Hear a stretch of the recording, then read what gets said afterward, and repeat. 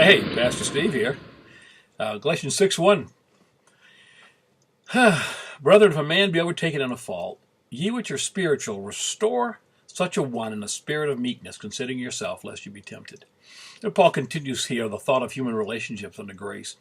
Those who walk in the spirit, spiritual people, have a responsibility to each other. It's easy to be overtaken in a fault. We all stumble, we all fall. How we deal with it and the other person is really where the rubber meets the road here. God expects that we be seeking to mend relationships, to doing everything we can to mend relationships.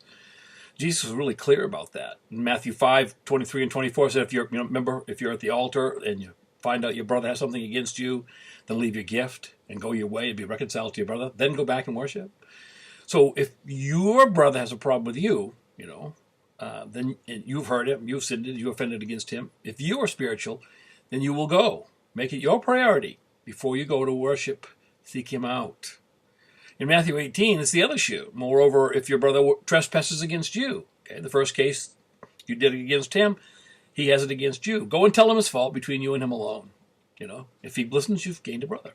Remember then Peter asks after that, good old Peter, Lord, how many times do I forgive? And Jesus tells the story of the servant that was forgiven the millions and then later on refused to forgive even a little thing against another servant and the master called him back in and said, you wicked servant, you're going to pay every debt. You're going to pay every penny of it.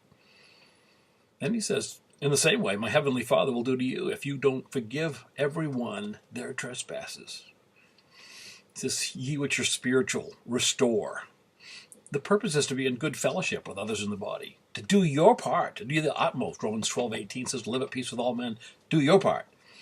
Work through whatever you need to work through to restore and heal relationships. Be adamant about it.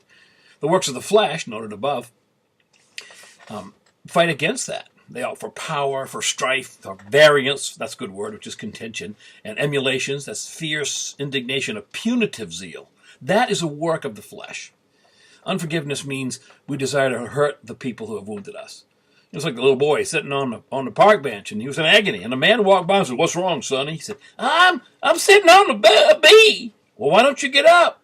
Because I figure I'm hurting him more than he's hurting me.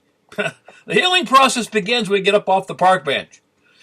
God will only heal our wounds when we stop inflicting pain on the ones who hurt us, says Ken Crockett. We base our forgiveness on what God has done for us, not on what the other person has done to us. You ponder that, Master Steve.